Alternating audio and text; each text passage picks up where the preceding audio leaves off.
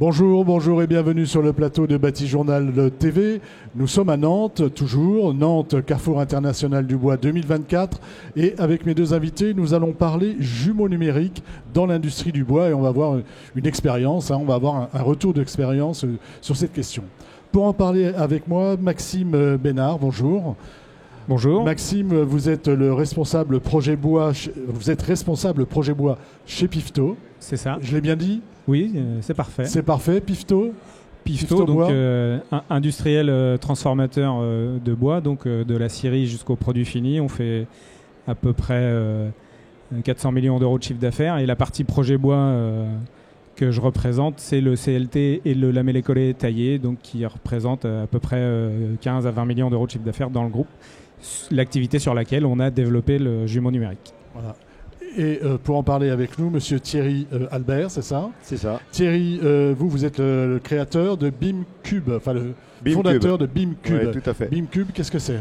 Donc BIMcube, c'est, on va dire à l'origine, on vient du monde du bois, on vient de l'industrie, on vient de l'ingénierie et on est expérience partner de Dassault Systèmes, c'est-à-dire que Dassault Systèmes qui est un très très grand éditeur d'outils, de solutions industrielles. Nous sommes là pour, on va dire, accommoder la qualité de ces outils dans les contextes d'approche de jumeaux numériques, on va en parler tout à l'heure, appliqués au monde du bâtiment, des infrastructures et du territoire, qui est une autre industrie que celle que Dassault avait jusqu'à quelques années l'habitude d'adresser.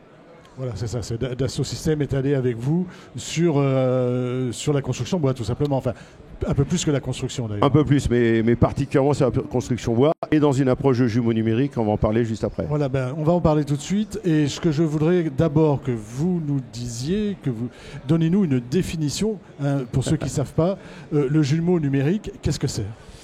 Le jumeau numérique, je vais peut-être en surprendre plus d'un, ce n'est pas une maquette numérique 3D.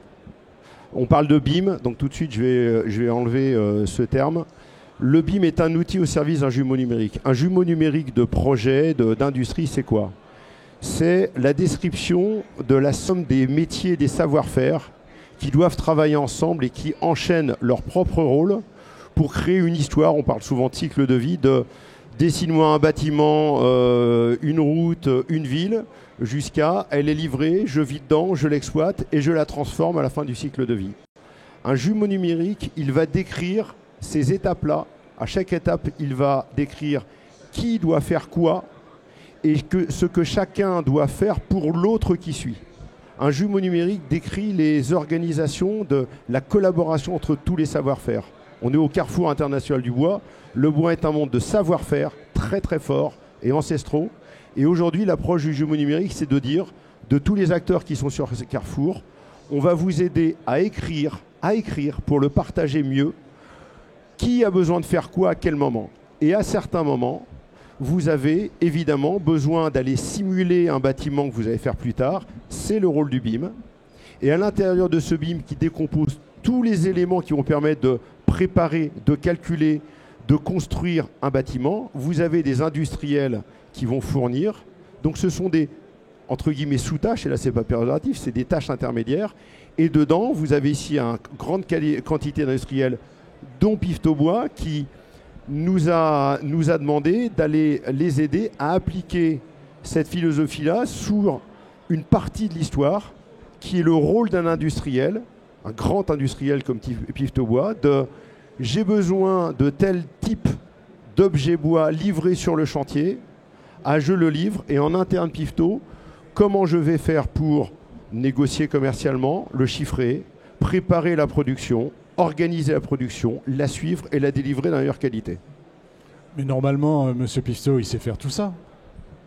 Oui, on savait le faire, mais c'est toute l'efficacité et la continuité numérique, puisqu'en tant qu'industriel, il faut avoir en tête qu'on est dans la position du bâtiment, on livre un composant sur mesure, sur plan du client. C'est le client qui nous envoie les plans. Et donc notre métier, c'est pas de dessiner, c'est de produire conformément à ce plan-là. Donc notre métier, nous, on est juste transformateur.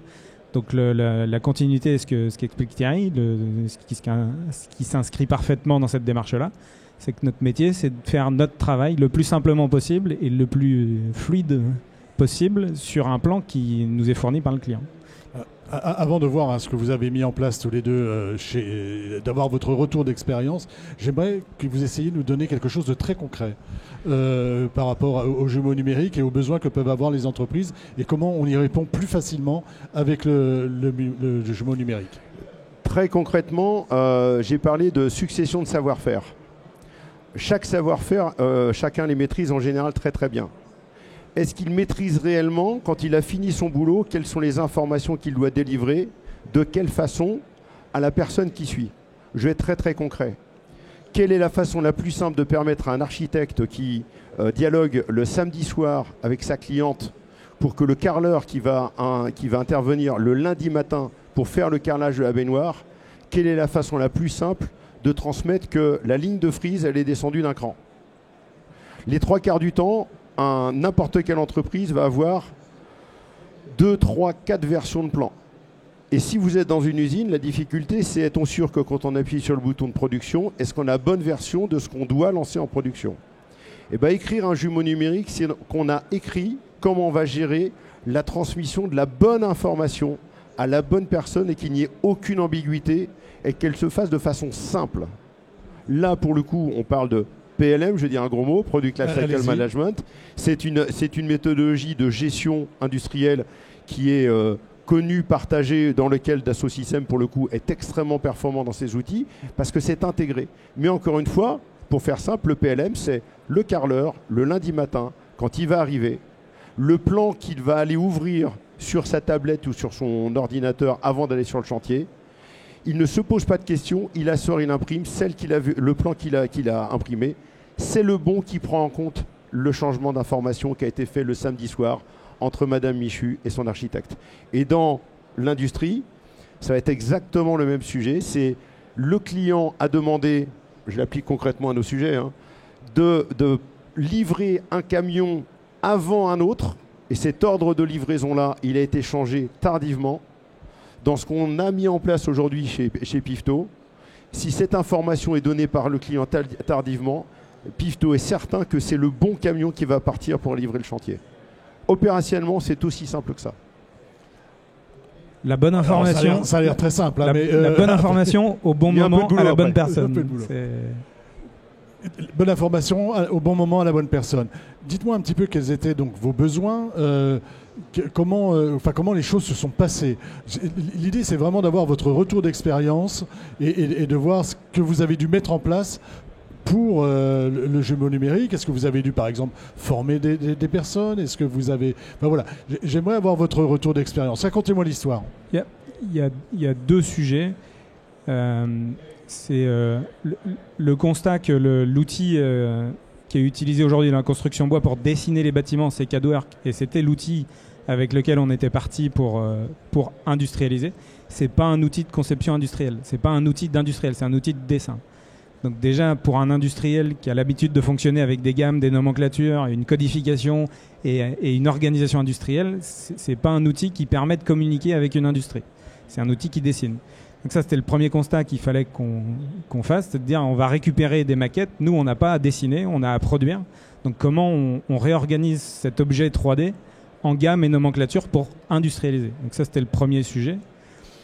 Et le deuxième sujet, c'était le sujet de la collaboration sur le cycle de vie d'une demande client pour nous, qui est un devis jusqu'à la livraison sur chantier, où en face de nous, on a des gens du bâtiment qui modifient l'information tous les jours. Un industriel ne supporte pas ça. Ça, c'est pas possible pour vous. C'est impossible. Donc, avec les outils comme CADWork, Excel et compagnie, une information qui bougeait, c'était on défaisait, on refaisait ce qu'on avait fait la veille en permanence. Personne n'avait la bonne information puisque chacun était parti avec l'information de la veille pour faire son travail du lendemain.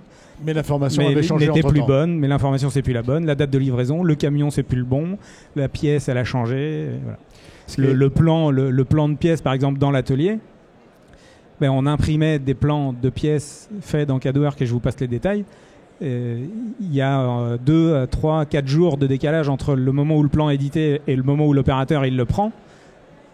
Il y a de grandes chances que quand il le prend en PDF, c'est pas le bon. C'est déjà changé. Il y a deux éléments qui sont fondamentaux dans ce que tu viens de dire. C'est que d'abord, les premiers éléments que tu as soulignés, c'est un besoin d'information. On parle de cahier des charges, on parle d'objectifs, on parle de planning, on parle de prix. On ne parle pas de 3D. On ne parle même pas de dessin. Donc ça veut dire que le premier sujet, c'est d'avoir les informations qui sont transmises.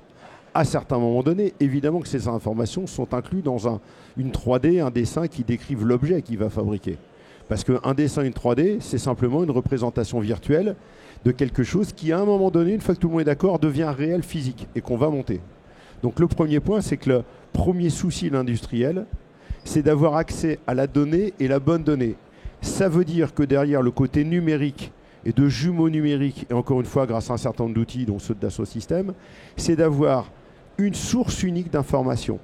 Le plus gros boulot qu'on a fait ensemble, c'est pas de faire du numérique, c'est de se dire à quel moment je vais créer cette information-là qui va vivre tout le long. Quelle information, à quel moment, voilà. Pour qui. Bonne information au bon moment, c'est ça. C'est un peu comme le bon matériau au bon endroit. Et elle est utilisée Exactement. dans plusieurs endroits derrière. Très simple. N'importe quel commerçant industriel va créer un code référence client. Ce code référence client, vous allez le retrouver dans toutes les phases de chiffrage, de production de plats, de lancement d'ordre de commande pour la matière, de suivi sur les chaînes, etc.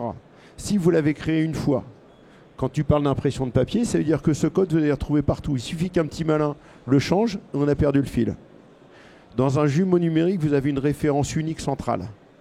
Cette information, typiquement, c'est ce qu'on a fait avec vous, le code client, quand il est créé une fois, quand le bureau d'études Pifto va ouvrir son plan, sa maquette 3D pour commencer à travailler, le code client il est venu naturellement parce qu'il est accroché à l'endroit dans la base de données unique, la 3D Experience Dassault Systèmes, qui l'a fait vivre et qui est le coffre-fort.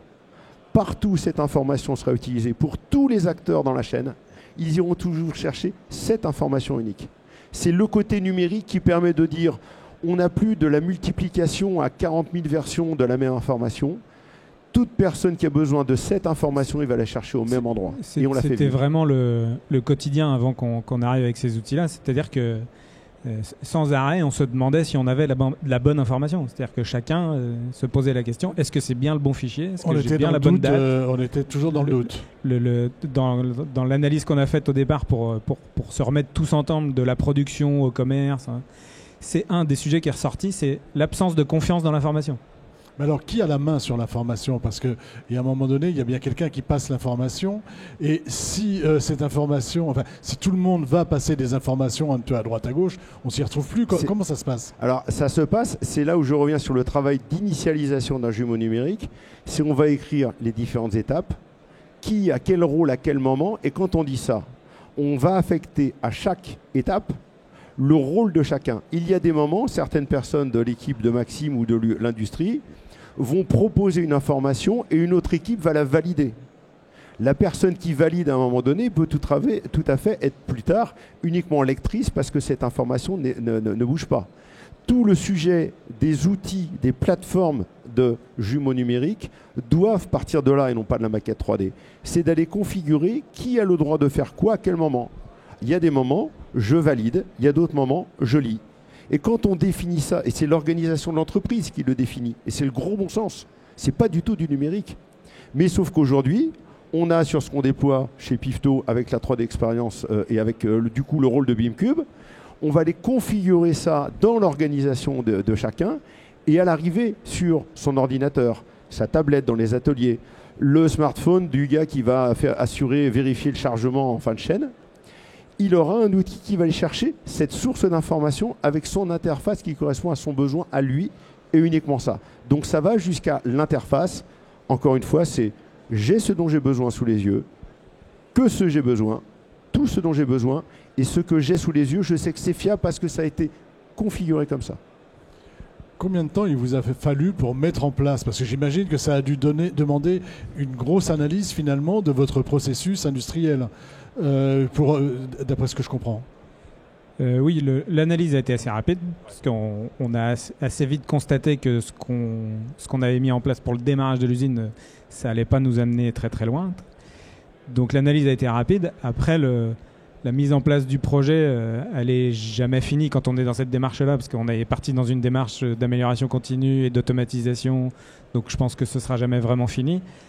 pour avoir une version opérationnelle qui nous avait déjà soulagé au moins 50% de nos peines, il a fallu, j'allais dire, entre 1 an et demi et 2 ans pour vraiment avoir une version qui dise ça y est, ça fonctionne, on a supprimé une grande partie de nos peines et là on va rentrer dans l'amélioration, dans les sujets. Ce qu'il faut comprendre, c'est que c'est une démarche de petits pas. Parce qu'on n'est pas arrivé au début d'une histoire. On n'est pas arrivé à l'origine. Oui, quand on est a arrivé, vécu avec les 2 systèmes pendant... Piftobois produit. Et il y a une exigence dans le monde de l'industrie comme dans le monde du bâtiment. On ne va pas arrêter les gens. Donc il faut, même si on sait, on a une vision claire de tout ce qu'on va avoir à développer, il faut prendre en compte chaque acteur de là où il est et l'amener progressivement sans déstabiliser le système. Et très souvent, comme tu le dis, l'analyse des flux, franchement, je ne dis pas ça pour faire plaisir, mais Piftobois avait une vraie organisation industrielle, une vraie vision des tâches. Donc là, pour le coup, on n'a pas eu à changer ça. Par contre, comment l'optimiser? Il y a des outils, il y a des non-outils à certains moments, et chacun s'est débrouillé. Et c'est souvent dans ces zones-là où il faut enlever ce que chacun a inventé pour s'en défaire, pour les amener dans une démarche standard. Donc c'est pas à pas. Et pour finir, comme tu le dis, au fur et à mesure qu'on marche de plus en plus vite, on finit par se dire j'aimerais bien courir. Donc on a souvent des idées au fur et à mesure. D'où l'évolutivité du système. Ce qui me conduit à vous poser la question que je vous ai posée tout à l'heure quand on a préparé. Est-ce qu'il y a un lien entre jumeaux numériques et intelligence artificielle? Et est-ce que l'intelligence artificielle, un jour, vous aidera à améliorer le processus que vous avez mis en place chez Pifto? Alors, clairement, oui. Je vais faire pour la définition de l'intelligence artificielle comme j'ai fait pour le jumeau numérique. Allez-y. L'intelligence artificielle... Non, mais tu vas voir, ça va être court. On peut prendre toutes les informations en vrac et s'appuyer sur l'intelligence artificielle pour sortir un résultat qui paraît clair. Mais ce n'est pas pour ça qu'on a compris où étaient nos défauts et nos qualités. Quand, comme on le fait chez Pifto, on a commencé par analyser ça, mettre de l'ordre, alors j'aurais tendance à dire que le résultat de l'ajout à un moment donné de l'intelligence artificielle va être encore plus intéressant parce qu'on va lui demander de réfléchir et d'améliorer sur des bases saines. Donc l'intelligence artificielle comme solution magique, voilà. Si on n'a pas de base saine, ça ne sert à rien. Si vous aviez un conseil à donner à un de vos confrères qui voudrait se lancer et qui voudrait aller sur le jumeau numérique pour améliorer sa production, qu'est-ce que vous lui diriez? Simplement que les équipes qui ont vécu un autre système et qui étaient avant sont toutes aujourd'hui enchantées et ne feront jamais machine arrière. Après, je pourrais rentrer dans tous les détails que vous voulez, on y passerait l'après-midi. Mais globalement, toutes les équipes qui étaient un peu réticentes parce que leur quotidien et leur valeur ajoutée, c'était de faire tourner le truc par miracle avec les outils un peu... La gestion du chaos. La gestion du changement, oui, la gestion du chaos. Et du coup, la difficulté, c'était la gestion du changement, leur faire comprendre que c'était pas les vider de leur sens, que c'était leur redonner leur temps disponible pour leurs compétences et la valeur ajoutée au quotidien, pas pour traiter une information moyennement fiable. Et au début, c'est ça qui est le plus compliqué. Une fois qu'ils sont rentrés dedans, aujourd'hui, on n'est pas beaucoup d'utilisateurs, mais on est quand même un peu plus de 25 utilisateurs connectés sur la plateforme, donc de 28. Il a les factures de licence. Non, j'ai les statistiques d'utilisateurs. On verra combien ça coûte après. Mais aujourd'hui, du commerce qui a le premier contact avec le client jusqu'à la personne qui fait partir les camions pour aller livrer, ils sont connectés pour avoir cette continuité. Il n'y en a aucun qui fera machine arrière. Est-ce que c'est un investissement important? Je parle d'argent. Ça dépend. Si on rapporte cet investissement au gain et au retour chez nous pour notre activité, aujourd'hui, les retours sont tout à fait amortis. Il n'y a aucun sujet là-dessus. En revanche, effectivement, c'est un investissement en euros. Si on parle en somme, c'est un investissement important. On est sur plusieurs centaines de milliers d'euros, alors étalé sur quelques années, mais... Oui, mais c'est important quand même. C'est important, mais ça rend des services et apparemment, vous êtes satisfait du service rendu. Tout à fait. C'est à l'échelle des enjeux et je vous laisse poser votre question. Je n'avais pas de question. J'allais vous dire, c'était votre mot de la fin. Oui, puisque nous je veux remercier Maxime d'une chose, c'est que la chose qui nous fait le plus plaisir, et il y a des membres de l'équipe qui sont là, qui travaillent avec l'équipe de Maxime, le meilleur compliment qu'on puisse faire sur le boulot que BIMcube fait, c'est que progressivement, les gens sont plus contents et plus à l'aise chaque jour un peu plus quand ils utilisent ce qu'on met en place. Je parlais des petits pas. Le fond de l'histoire, c'est qu'un jumeau numérique, c'est pas un gros mot, ça complexifie pas la vie. Ça permet à chaque personne, chaque jour un peu plus, de moins faire des tâches qui sont rébarbatives et de faire de plus en plus de choses qui apportent de la valeur ajoutée. Donc le retour sur investissement, il est progressif. C'est pas on bosse pendant un an et au bout d'un an, d'un seul coup, on a un retour. Non, non. C'est très progressivement et je finis juste sur le côté est-ce accessible à tout le monde. On travaille aussi avec une petite entreprise de 9 personnes qui fait de la pose de menuiserie extérieure. Ça lui a coûté 13 000 €. Mais aujourd'hui, il est en train de passer de 12% de matière achetée qu'il jette à la poubelle chaque année à 2. Donc il faut voir ce coût d'investissement par rapport au réel retour. Et dès qu'on va parler matière, temps de mise en œuvre gagné, etc., comme pour un industriel, on n'est plus dans le même monde. Votre mot de la fin à vous. Sur le jumeau numérique, Oui. comme mes équipes, je ne ferai jamais machine arrière et c'est l'avenir de la construction et c'est par là qu'on résoudra une bonne partie des problèmes de la construction de soi-disant l'industrie du bâtiment aujourd'hui. Écoutez, messieurs, merci. Merci d'être venus Merci sur à le vous. plateau de Bâti-Journal TV, donc nous parler du jumeau Merci. numérique et de votre retour d'expérience chez Piftobois. Une émission, un petit temps d'échange à retrouver sur notre site internet Bâti-Journal TV, sur les sites de nos partenaires que sont le Codifab et la FNB, et sur les sites partenaires presse que sont le magazine Woodsurfer et l'Atelier Bois. Merci à vous.